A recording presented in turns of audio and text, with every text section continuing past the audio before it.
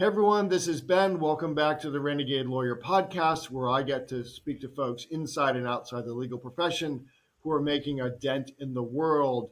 And today I'm talking to a guy who's got his foot on both sides of that. His name is Gabriel Stiritz. He's the CEO and the founder of a company called LexAmica. We're going to talk all about referral marketing, tracking referrals. Gabriel is a guy who's helped a lot of law firms get the referral system organized better, because my view, Gabriel, is a lot of lawyers are just leaving money on the table. There's a way to do this productively and ethically and make money. And most importantly for us, I think, create win-win relationships between lawyers and between the clients, which is important. So, my friend, welcome to the program. Thank you, Ben. Glad to be here. Welcome to the Renegade Lawyer Podcast, the show where we ask the questions, why aren't more lawyers living flourishing lives and inspiring others? And can you really get wealthy while doing only the work you love with people you like? Many lawyers are. Get ready to hear from your host, Ben Glass, the founder of the law firm Ben Glass Law in Fairfax, Virginia, and Great Legal Marketing, an organization that helps good people succeed by coaching, inspiring, and supporting law firm owners. Join us for today's conversation.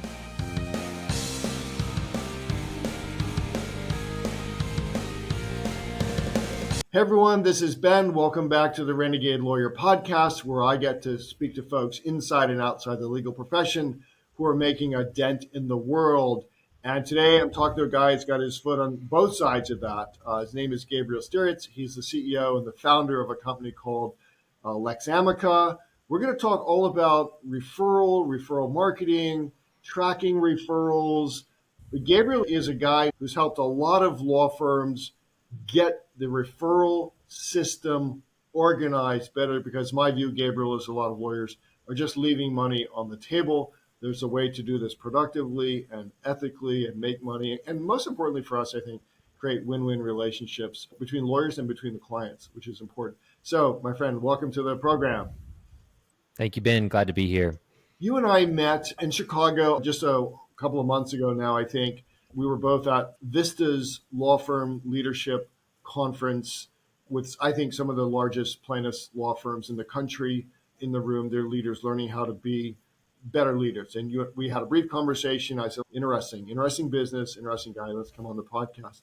But I'm curious first, and I'd like to start. Tell us a little bit about your backstory. Like, how did you get to where you are? And we will talk about idea formulation and taking action and all that sort of stuff with the company. But tell us a little bit about yourself first. Yeah, first of all, very, very happy to be on here. I love talking to entrepreneurs, especially in the legal space.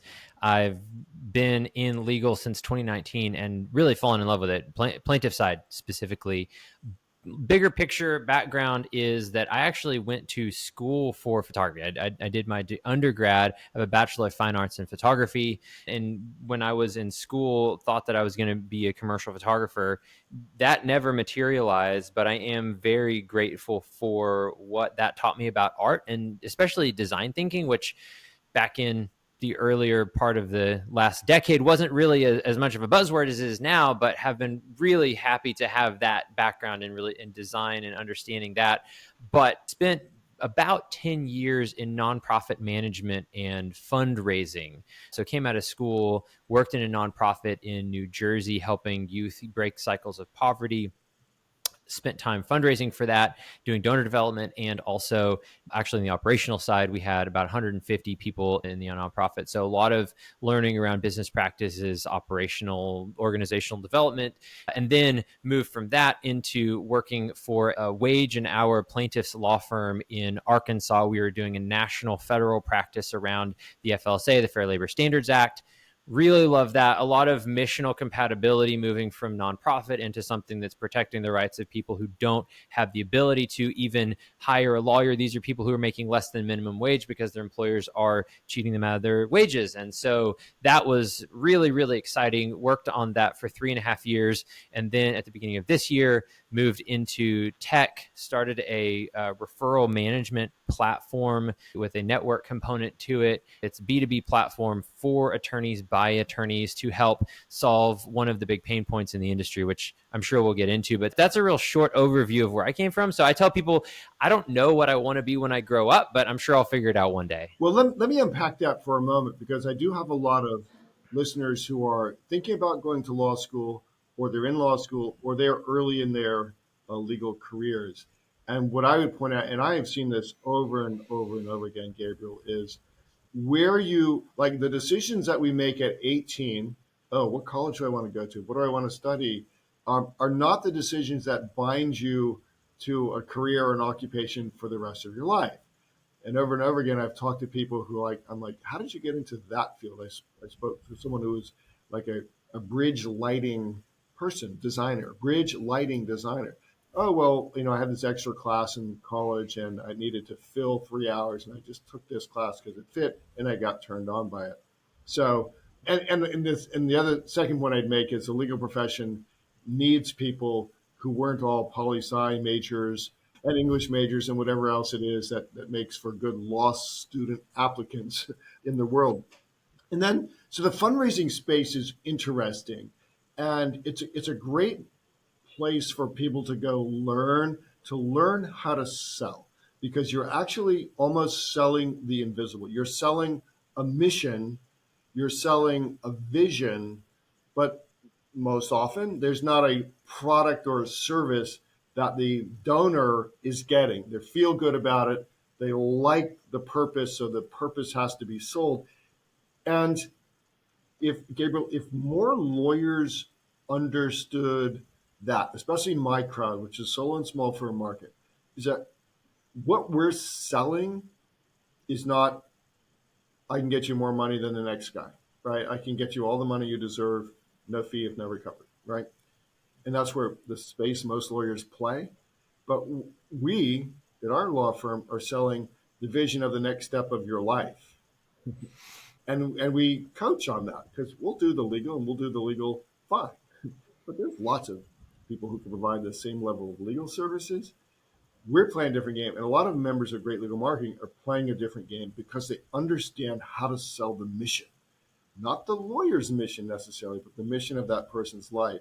And so that's a really cool, varied background. And then before we went live, you also told me about, you've got another vertical in YouTube and helping individuals or companies or promote themselves and get noticed there. So we'll talk about that too.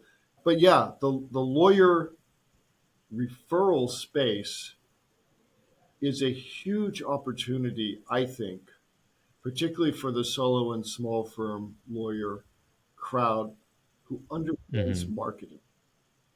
Yeah. Yeah. Yeah. But just to go back a second and talk about, because what you said about sales, I think is totally true. And I think that everyone between the ages of 20 and 25, or maybe let's say 15 and 25, you should be a salesperson at some point. Like, you should learn how to sell, because I completely agree. I've told many people exactly what you said, that fundraising for a nonprofit is the ultimate sales job, because you're selling a feeling. So you have to abstract away from, you give me X dollars and I give you Y value. We move into this space of, I'm selling something at a higher level up Maslow's hierarchy of needs, right? I'm selling you some kind of fulfillment, some kind of feeling or purpose, and then you're going to give dollars to the nonprofit. And you can look at that in a cynical way, but I think it's amazing. Like, everyone has a need to make the world a better place. And a lot of the people that I was fundraising for are people who are further along in their careers, are thinking about the legacy that they're going to leave in the world. What am I going to do beyond just build this business or be rich or whatever it is? And so I think that's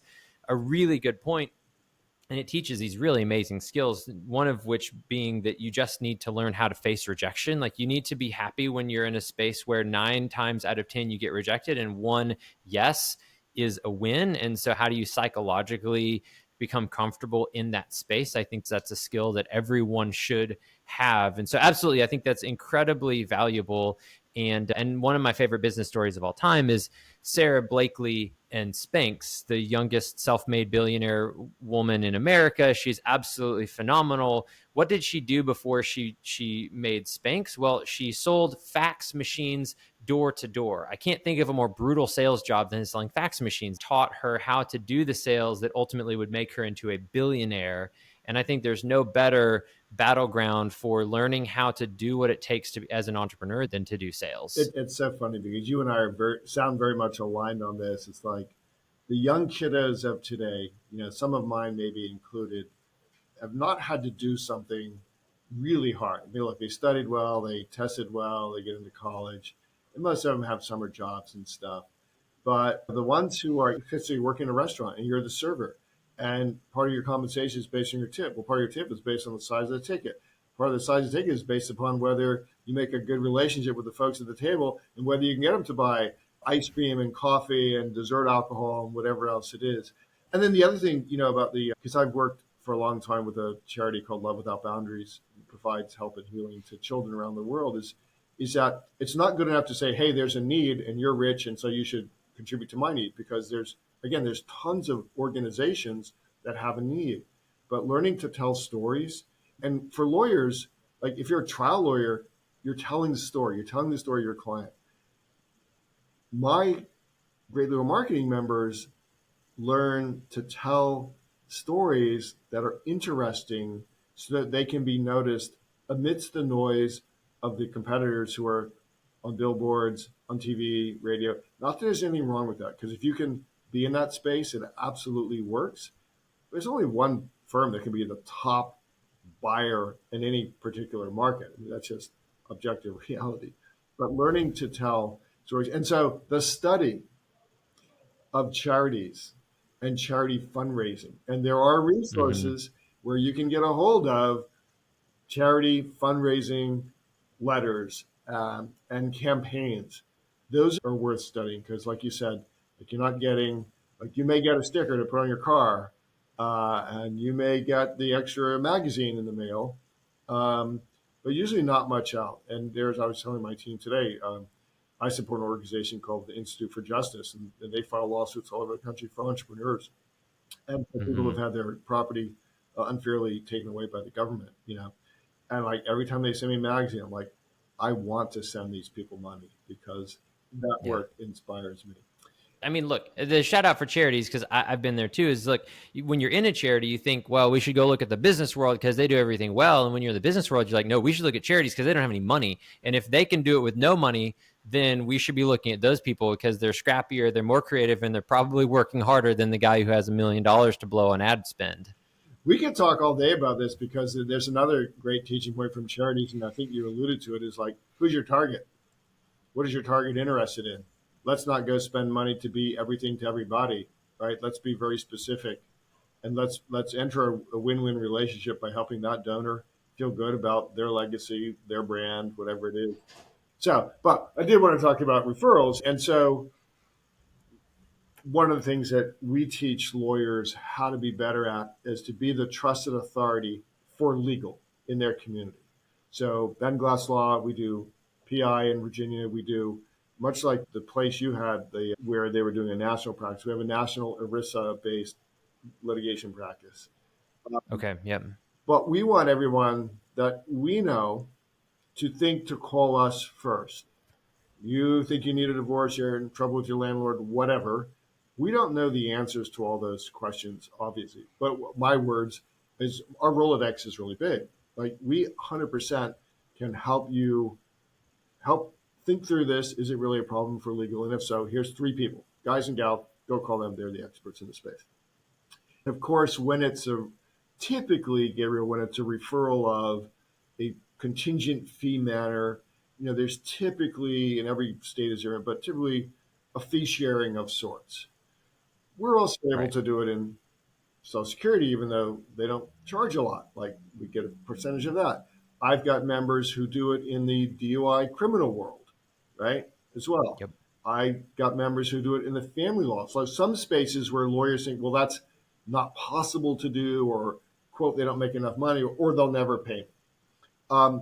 So I think there's wide open opportunity for smart people who become the center of legal in their community, for smart people to organize a referral system,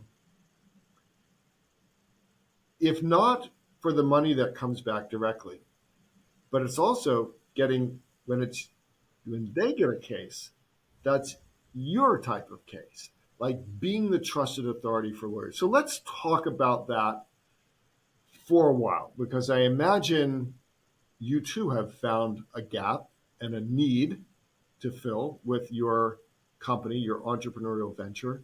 Let's start there. Like, you got an idea and now you started something. So talk to us. Yeah. Well, so the place that we started was when I was working with the wage practices, that we were building these referral relationships with personal injury law firms all over the country. So very similar to what you're saying on a national scale. Personal injury law firms, they cast a wide net, right? It's dial 888-8888. Boom, that's it. Rainwater, Holt, and Sexton here in Arkansas. You don't even know that they're lawyers. I mean, everyone knows they're lawyers, but it's two guys' faces and a bunch of eights on a billboard. That's a very broad marketing message, because you've already paid for the billboard. You might as well get the calls, and they're smart enough to know that you can refer out the stuff that you don't want. And you can either build client goodwill, like you're saying, or you can get a referral fee. So I think that that's something that can be done at any level. Anyway, but going back to what we're talking about, the wage practice, we're building these referral relationships, and I'm a techie. I've been a Salesforce administrator for more than a decade now. So I built out a Salesforce instance for our law firm to manage all of our cases. We looked at all the main players in the space and realized none of them really support wage work, because a lot of it's not quite class action, it's collective action. So it's opt-in rather than opt-out, to get a little bit technical, but you're managing large groups of people inside of a single case, right? So the data structure is different than what most of these LPMSs, legal practice management systems, can support. And so we just went bespoke with it. And then, but as we were building these referral relationships, I realized that there's no system to manage referrals. And so the best practice across the industry is you email people about it. Maybe you send spreadsheets, but at the end of the day, there's a lot of duplicative work. There's a lot of inefficiencies. It takes a long time to move information around about what's going on in a case. You're bothering people over the phone. And so the starting place, and I would say that there's a larger entrepreneurial principle here, but the starting place was just, look, there's a pain point that we have, but also that obviously a lot of other people have. And that's a great place to start when you're looking at a business, is where am I hurting? Because if I'm hurting here, likely other people are hurting. And if other people are hurting, then that's a place that you can start to build a business from. And so it really is kind of bouncing around in my head for a while, until the beginning of this year when we started working on it in earnest. But the idea that, look, referrals are happening all over the place in so many different ways. Everybody does it and nobody likes doing it. It's like, you should do it because of what we talked about, but it really sucks. And so some people go the route of, I'm just not going to do this. It's too much trouble. Like, and maybe I have some numbers and some email addresses. And if a client comes to me, I'll just kind of send them over to those people and tell them to call them. And they're leaving a lot of value on the table, because every personal injury firm, SSD firm, mass tort firm, a lot of criminal firms, they're happy to pay a referral fee, right? You're already spending 33%, 30 to 50% of your budget on case acquisition. Referrals, the best money that you could possibly spend, especially because there's relational stickiness there already. And so you've got a relationship with the client coming into it, which is fantastic. So that, and then the other approach is that you do the referrals, but you know that it's not great and you know that you're losing money on it. So there's really no great path forward with referrals. So we jumped into space, started learning from everyone that we can. And one of my life principles is that when I'm learning something, I just throw myself into it. I'm like, I'm going to try this. At first, it's not going to make any sense at all. And then after a while, you start to understand the landscape, and then you're kind of like in it. And then you can start to move around and walk and understand where you're going. So just threw myself in the deep end. In this instance, it was actually developing a tech platform. Never done that before. Never been involved in actual software development until last year when I hired a contractor to start working on this. Threw myself in, wasted a bunch of time and money building this thing the wrong way. I know how I'm going to do it next time. But now we're at a place where we've got this platform, it's functional, and we know like where we're headed with it. And we're headed toward what I think is the first platform that's going to enable people to pretty seamlessly frictionlessly send and receive referrals and then transparently track those. So I'm really excited about that. I think it solves a pretty significant pain point in the industry. And more exciting than that is it unlocks a lot of value creation for people who don't have the time or the bandwidth to go and figure out referrals. Like what I want is for someone to be able to sign up on the platform, send a referral 5 minutes later, and then that's the start of their referral program, and it only grows from there. Because right now it's difficult. You have to learn how to do referrals. You have to build all the networks out. You have to figure out like, how are you going to track all this stuff? And it's a huge pain. Well, look, you said it sucks, and I'll tell you that it sucks on both ends. So from the small law firm market attorney's position, cases that they send out, it's often a pain in the butt even to get like acknowledgement, oh, we took the case, we helped the person. Or just as importantly, no, this was not a good case for us. It doesn't meet our avatar criteria. And so most of the time there's no follow-up. And then if there is follow-up and you're thinking, oh, I sent a case to Gabriel like 3 months ago, I haven't heard anything. Well, if that potential client didn't make a connection with you and you don't know about it, you've lost some trust authority in the space for whoever sent the client to you first, right? There's that part. And then there's I think the problem that you're solving is that now everything is manual. So you have to remember it. You have to reach back out.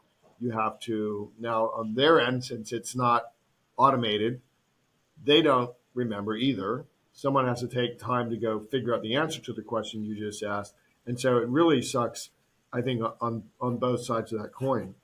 Part of the transparency here is that we're tracking how long is it between when a law firm gets a referral and they actually respond. Either I've reached out to the client to start that process. That's where we put the finish line on that. Or, hey, I don't want this case at all, right? Because that's what matters. Is like, how long is it between when I send Ben a referral and Ben actually goes and tries to contact that client? Like, that's what everyone should know about. So we're creating that transparency there. And I think there's all of these weird power dynamics, too, that are happening between the law firms that are sending and receiving referrals. It totally depends on the practice area, how those play out. But especially in personal injury, you have these giant law firms that are sending out a lot of referrals and then smaller law firms that are taking them. And so everybody wants those referrals, but also whenever there's a good case, that creates whoever has that great case has a lot of power in the relationship. But also it's like, if I haven't given you the case, you're going to be, oh yeah, let's get that case. And then as soon as I send it to you, crickets, right? Doesn't matter how good the case is. You've got all yours. And then there's this informational asymmetry where if you're working the case, of course, you know how well the case is going, you know what the client's saying, all that stuff. But you don't really have a built-in incentive to tell me any of that at all, because it doesn't benefit you in the short term to spend a bunch of time, updating all your partner firms on what's going on your cases. Yeah, and and depending on which partner firm I'm dealing with, they may have a high need for monthly updates, let's just say, or they may have no need. Like, okay, just let me know when the case is over and send me a check. And so having a way, if you've got multiple referral relationships, like having a way to make it easy for the other guy or gal on the other end of the telephone, right, or the internet, to deal with you is really, really important. Hey guys, this is Ben. If you like what you've been hearing on this podcast, not just the marketing and practice building strategies, but the philosophy of the art of living your best life parts, you should know that my son Brian and I have built a tribe of like-minded lawyers who are living lives of their own design and creating tremendous value for the world within the structure of a law practice. We invite you to join us at the only membership organization for entrepreneurial lawyers that is run by 2 full-time practicing attorneys. Check us out at greatlegalmarketing.com. Let me step back for a second, because you mentioned when you worked for the wage and hour law firm, and I think you said you marketed nationally to these big firms that would attract personal injury cases, but also because through their marketing attracted a lot of other stuff that they didn't do. Talk to me a little bit about, because I'm curious for myself, like what did they do Like, what did that marketing to these other big firms look like? In other words, you're in Arkansas or someplace doing wage and hour, a weird niche, a strange, narrow niche, and yet Yep. you got these big firms that may have your cases in their files. This is one of the things that I'm hoping that we can solve for, is that it's shaking hands and it's FaceTime. And that's, which I'm not down on any of those things. I love being in person. I love building relationships, but from a purely transactional business perspective, to build out that referral network that we had was going to conferences in the personal injury space, meeting people individually, building out a Rolodex of personal injury law firms, and then getting those relationships in place, and then building the back end to move the information around.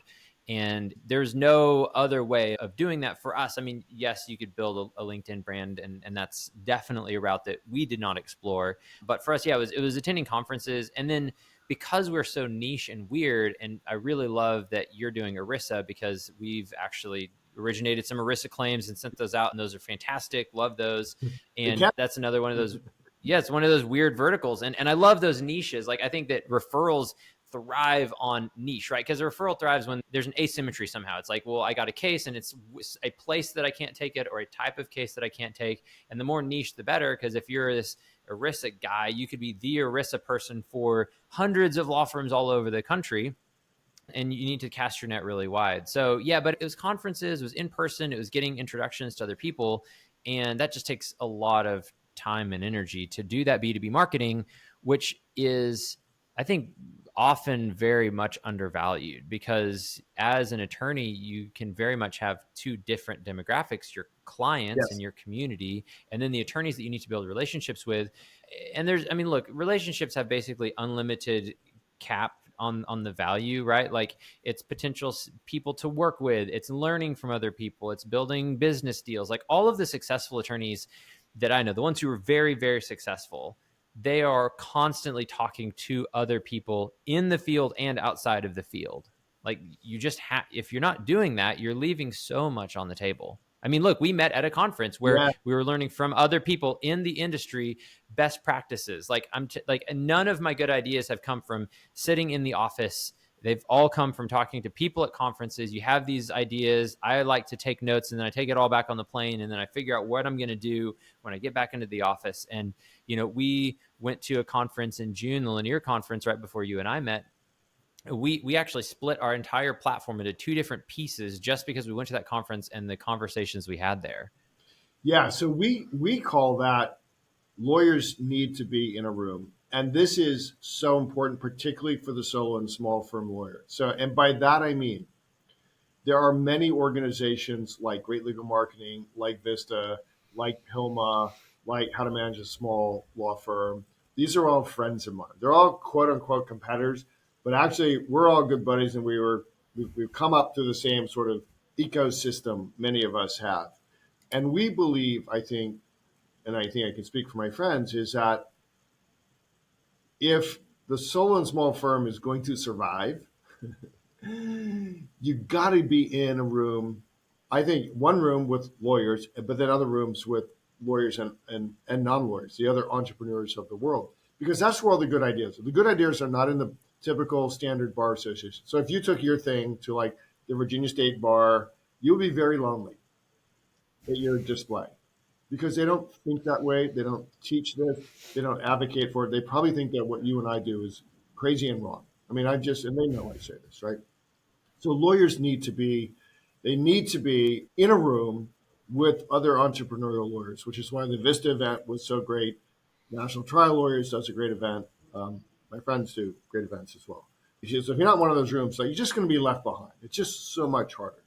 As you started, as the idea percolated in your head, and I'm sure you did a listening tour, and you're asking firms, and you're talking at conferences and meeting people. Like, what were I'm curious, because I'm not big giant firm guy, right? But I'm curious as to what challenges they saw with this whole referral network process.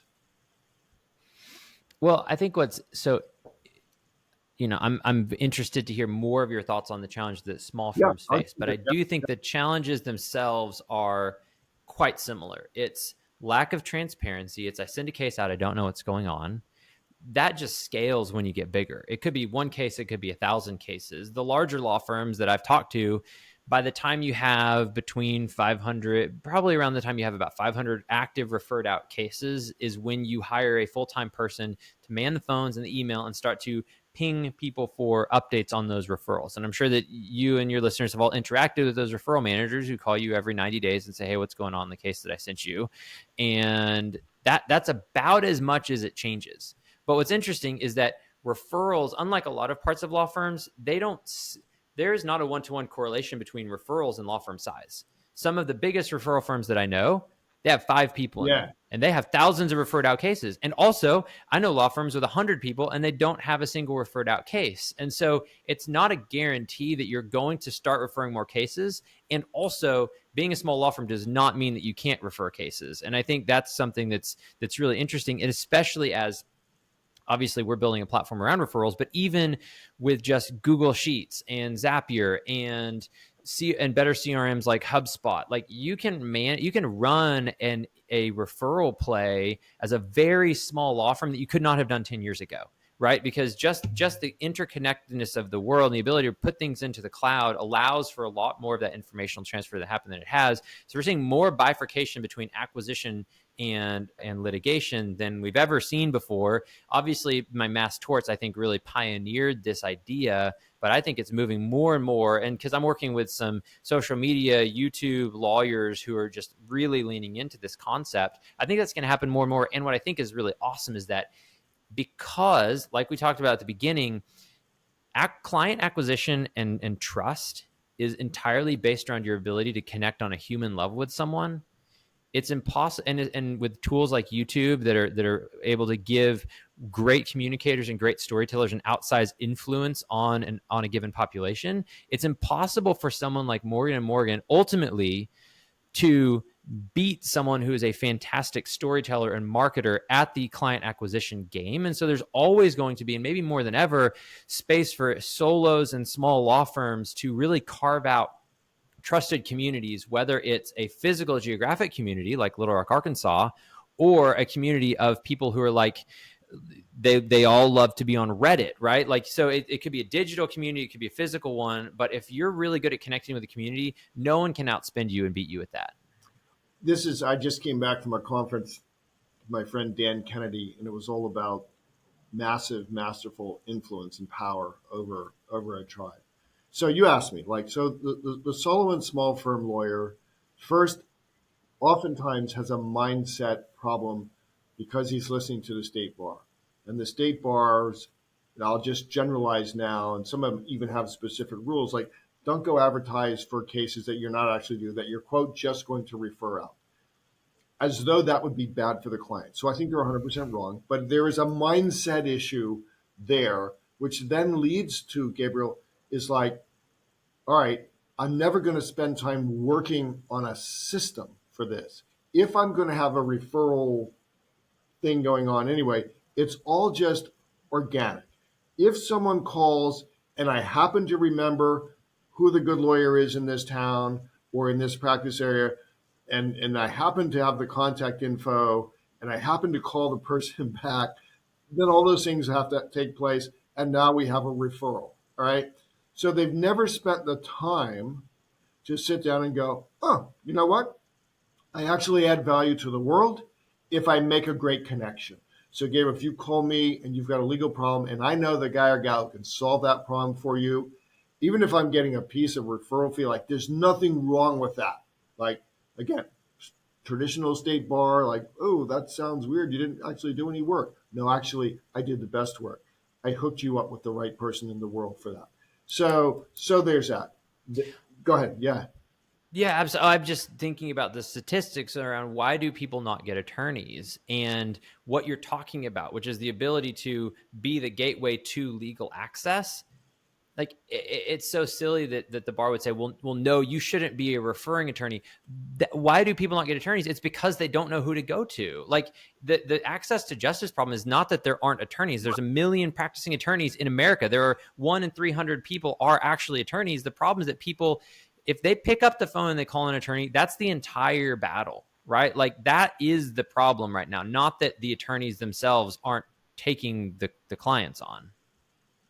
Well, 100%. So we forget how scary it is to actually pick up the phone and call and talk to a lawyer. Why? It goes deep, but basically, until an event happens to you, you're not looking for a lawyer. You're not developing trust relationship with a lawyer. You maybe had a lawyer to do your closing on your house. Most people, we forget most people have never worked with a lawyer before. So we are scary, and we forget that. And you're exactly right that part of our lawyer's mission to the world is let's reduce this gap between those who need legal services and those who can provide it by using common sense business principles and stop letting the professional elite get in the way of all that. So there is this mindset thing. Second thing is, okay, I've not organized it within my own office because it is so random. So it's random that someone would actually call me. Again, as you get better at marketing and becoming a personality in your marketplace and being known for something, frankly, other than just being a lawyer, we get calls because we are in the community. We are in CrossFit. We are in soccer and baseball and all of that stuff. So people may know we're a lawyer, but they may not know that we're personal injury lawyers. They just know we're good guys and gals, and you can call us and ask us a question. And so until a lawyer has a steady stream of incoming requests, he or she has no real incentive to go and systematize this thing, either for incoming or outgoing. And so now it's just random. And so then that problem is now the customer experience, the client who called you, they have a bad experience, and we've just reinforced it. We are scary and we are stupid, and why would I call a lawyer again? So systems like what you're developing and have developed can really help bridge that gap. And then the other is, lawyers, most small firm lawyers actually don't know their numbers very well. And so if you start to ask them 3 questions deep about their business, where the cases come from, how much you're spending to acquire a case, honestly, they don't know it until you teach them how to do this. And so they don't ever begin to realize, oh, wow, so referral income could be a good vertical. It could be like a third or fourth vertical for a small team. And so they don't invest the time, energy, and money into making that vertical bigger. I will tell you, once you get the taste of money that's coming in the door because you have a good referral system and a good Rolodex and you treat people right, then that money becomes as addicting as any other money that you could see in the practice. And the overhead becomes, the ROI on that referral income is almost infinite. I mean, if you're doing this right. Well, the economics of it are amazing, especially if you're running a traditional practice, right? Let's say that you have a 20% margin on your traditional practice. You're doing $500,000 a year. So you have $100,000 of free cash flow at the end of the year. Well, you get a couple of good personal injury cases and you refer those out. Well, you can double your profit margin. You've literally done no extra work and your clients are happier for it. It's a fantastic way to supercharge an existing practice, right? Because you already got the money coming in the door. You don't need that money tomorrow, but you want to supercharge your profit margins, refer some cases out to some other people and make some more money that you didn't do any work for using your existing client base. And then, so what you have done now is created a platform. Again, as we are recording this in the summer of 2023, Gabriel, you and I both know the amount of technology change and artificial intelligence just in the last 9 months. It's been incredible. It's overwhelming some lawyers, I have to tell you that. But those of us who are asking the question, how can we leverage this? How can we leverage this? How can we leverage this? I mean, this is our real advantage because since we're owners of law firms, we can make decisions fast. We can jump on trains fast. So talk to us a little bit about your platform, what it does, who it's good for. Because as we said before we went live, at your website, it talks about big law firms, but now as you and I have discussed, it's no, we all have this problem, right? And so maybe there's a marketing thing we can fix on your end. But let's talk about the platform, how it works, and how it helps solve some of these problems. Yeah, absolutely. And look, I'm in the same danger that everyone else is of being way too technical about this, right? Because it's my baby and built it from the ground up.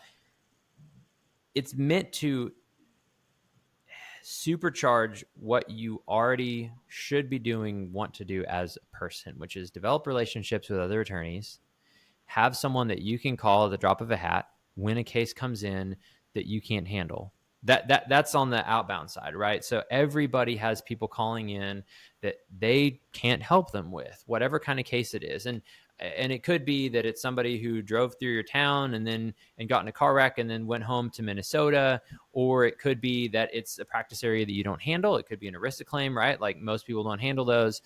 And so the idea is that for the small practitioner, you get the $10 million Rolodex by signing up in 10 minutes. So it's, instead of having to go to the conferences and figure out who the good attorneys are and build those relationships and get everybody's email addresses, that you can sign in, you put the case in, or you just go and look and you say, here's the best attorney for this kind of case. I can refer it out. I know that they're on the I know that they want referrals because they're on the platform. I know how often they respond, and I know how well they communicate. You can know all three of those things in 30 seconds just by getting on the platform. So you have this pre-built Rolodex so that when that client calls, you know where you're going to go. So that's for the person who's just dipping their toes in the water or doesn't have a referral business in place already. It's the easiest possible way to spin that up. For someone who's already doing it, it gets a lot more technical. There's life cycle tracking, so it's knowing what's going on in your cases. We're building out integrations with Filevine and Litify and Smart Advocate, and we've already got Zapier. And so it's a way to actually sync the referral data. So if you're like, hey, I've already got this referral program, maybe I've got thousands of referrals, and it's a huge pain. And I've talked to people who have 6 full-time people just making outbound phone calls to figure out what's going on in the referrals. It's a way to totally streamline that, remove all of the barriers of manual data, and then you can keep scaling up from there. So it really starts at 0, and then you can work your way up to as big as you could possibly imagine. And if you're a specialist, like you're an ERISA, you can create your profile. You're searchable in the database, still have those transparency metrics. How quickly is this guy responding? But also, if you get those weird claims, then that's something that's anybody anywhere in the country can refer to you, or, you can put in where you practice as well. But it's a way to broaden your reach if you want to acquire those specialized types of cases, or if you're just, hey, I'm a personal injury guy in Little Rock, I can be here and I'm available if anybody has a client who has that issue. So it's about it's breadth, so that it's really easy to start, but also depth, so you can scale that business as far as you want to scale. And we're just getting started. We're in alpha stage right now. We're moving into beta on October 1. I'll show you my counter here. I think it's important to have deadlines. This is how long we have until launch. It's on my desk every single day, counting down by seconds. You got to have that pressure. But then from there, so really we're just starting on this. And you talked about AI, like there's so much that I'm super excited to build in around matching law firms to cases, about making it incredibly seamless, about surfacing the information, because everybody has, even inside your existing database, you have people that you turn down who would be great referral candidates. And so we're going to help you surface that information and make it 0 effort to refer those clients out to other law firms in a way that's 100% ethically compliant, right? Like, ethics are not magical things. We can bake those into a system as well, so that you're totally ethically compliant. And then you can just focus on the marketing part, or if you're a litigator or a specialist, on the actual attorney work. And that's the goal of the platform. So right now we're just testing it with some law firms. Anybody can sign up for it and give it a shot. We've got some really big law firms on it, some really small law firms, and everybody is welcome to come and try it out. Give me feedback. How can we make this better? So that's interesting, and I hope my listeners take you up on that, and we'll give them a place to go here in just a minute. So a couple questions, but one would be, okay, this thing is going to be dominated maybe by these big law firms, and so I'm a PI lawyer in Fairfax, Virginia, and some other big giant PI firm will also be on the platform, and so now it's just the yellow pages, right? It's just one more directory. So that'd be something to think about, and I don't know how you're dealing with that. It's not necessarily an answer to say, no, don't go try it. I believe maybe it's like dating apps, where the better your profile is, the more interesting you make it sound, the better. The other thing is, you said a couple of times that one of the things that I guess you can see is how long does it take to respond. I've seen this on other business matching apps. And of course, I think we see it on the Google business profile these days, right? Where it says, firm usually takes, responds in 2 hours or something. So that's cool. Now, how will you make money?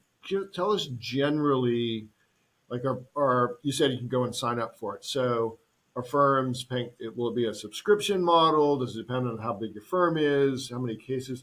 Give me some idea about that. Yeah, well, for now, while we're in alpha and probably while we're in beta, it's free, right? You can get in, try it, give us feedback. That's where we are right now. It's going to be a subscription model, and I have looked at and I'd love to know if any of your listeners knows a referral platform. They should send that to me, because I'm always fascinated to see how people are implementing this. Because what I've seen so far is every referral platform that's out there is still a law firm, and they want a piece of that pie, so they're asking for a percentage of the fee. We're a software company. We're going to charge so we're going to charge a subscription fee, something that starts, because again, the range is massive. You should be able to get in for a few $100s, create value, and actually we're going to have a free tier forever, so you can just sign up and try it out. But just a subscription fee, and you can choose to pay for, do I want the Refer app or do I want the Acquire app? Do I want to send cases or get cases? That at the very low end. And then as you move up, it's volume based on the number of cases that you're tracking in the system.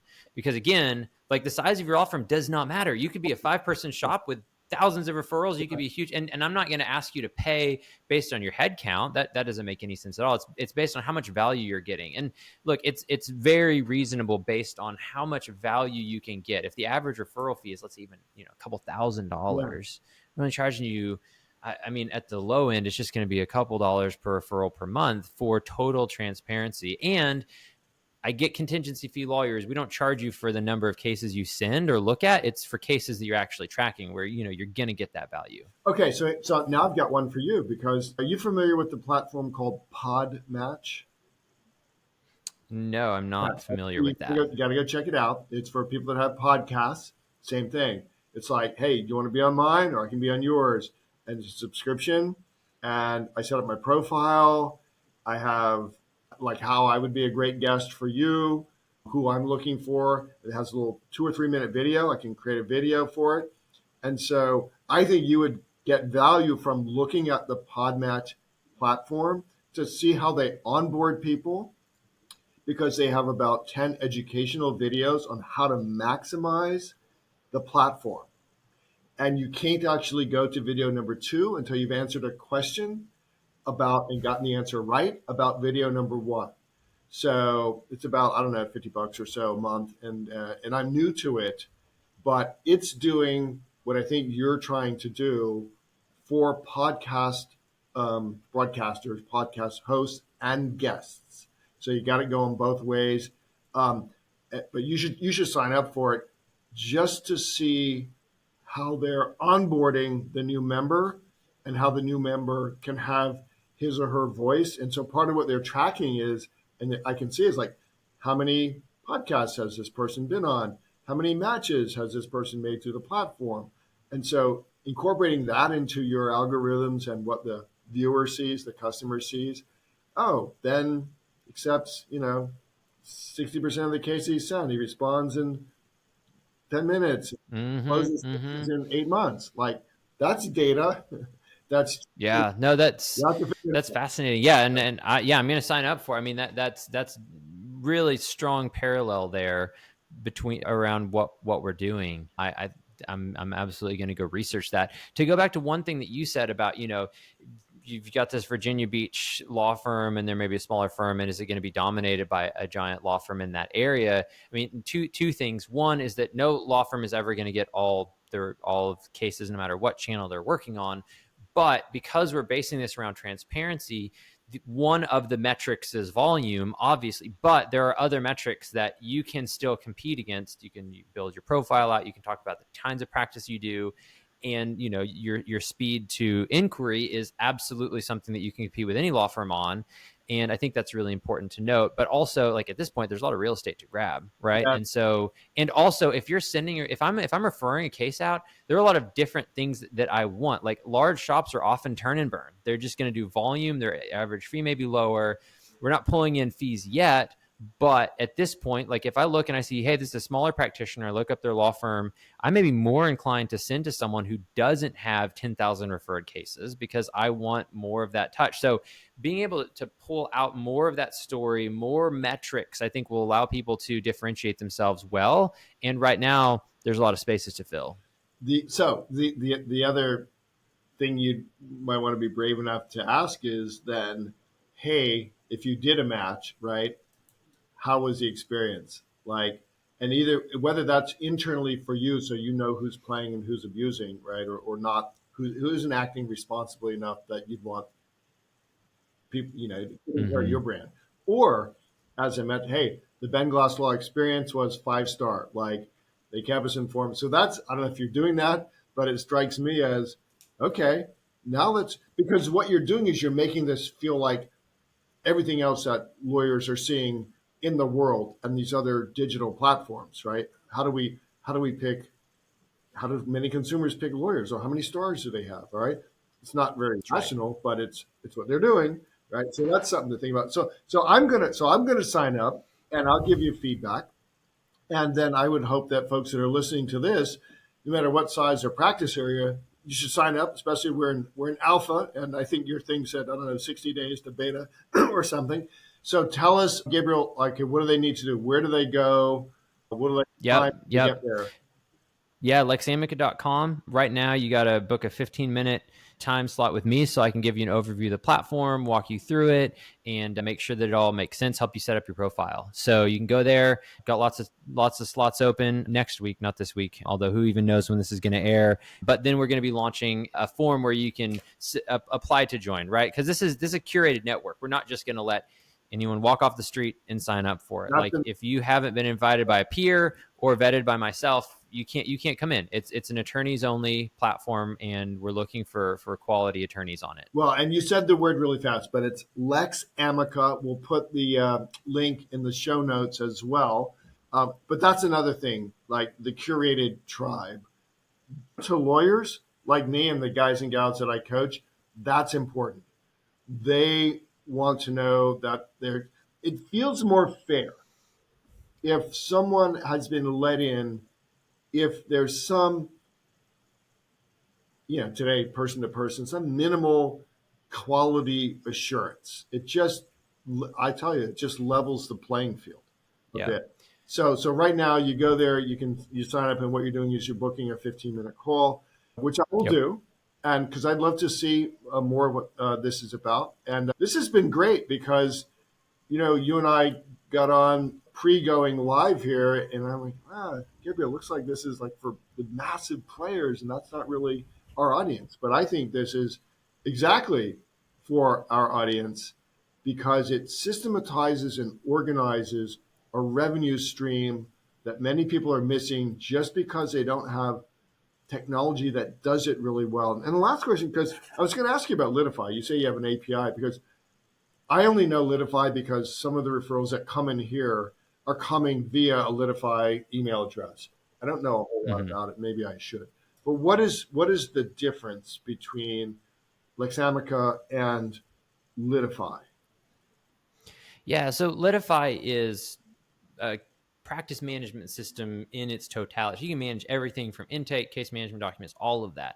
We are just a referral plugin. We move the data around. We help you find partners. Litify has something related to that that's kind of parallel as an add-on to the Litify core platform. But so that's where you would see that. So Litify person has sent you some cases through that. But yeah, so it's similar-ish. It's an add-on to Litify's core system. So in other words, you can start to organize your referral systems without having to be a Litify user, an investor in that software, which it may be great, may not be great. Again, I don't know it, and I don't have it, so I can't comment either way. But what your software is doing is allowing people to get it organized, use technology, track it without, I'm hearing, certainly today, without a major investment. Hey, let's come on in. Let's try to break it. Let's see how we can figure out to make it more useful to lawyers in the small Vermont. That's awesome. Yeah. Very smart guy. Yeah. And Ben, I'll just say one thing to wrap up with. My vision long term is that one day, and I'm going to be super excited when this happens, that there's someone who comes out of law school and says, you know what, I either just want to litigate cases or I just want to acquire cases. And they don't ever have to get into marketing or whatever. They can get onto LexAmica, create their account, and from day one, start to build a practice, because that is the ultimate value here, is when you can come in at literally zero, build out your professional network in this place, and then go as far up as you want. So very much designed around people who want to get started and dip their toes. And again, you've just pissed off the legal elite who believe that that's a cheating shortcut to making money in law. And we're like, no, actually, this is a really good idea. So together we just made some enemies, but we made some friends. There you go. You can cut that if you want to. No, cut anything. No, they know who I am. They know. Guess they know me too. All right. Well, Ben, thank you so much for having me on today. Yeah, this has been awesome. And I look forward. I'm going to go fill out the form, and I look forward to chatting with you a little bit more. All right. Wonderful. Thank you so much. Bye. If you like what you just heard on the Renegade Lawyer Podcast, you may be a perfect fit for the great legal marketing community. Law firm owners across the country are becoming heroes to their families and icons in their communities. They've gone renegade by rejecting the status quo of the legal profession so they can deliver high-quality legal services coupled with top-notch customer service to clients who pay, stay, and refer. Learn more at greatlegalmarketing.com. That's greatlegalmarketing.com.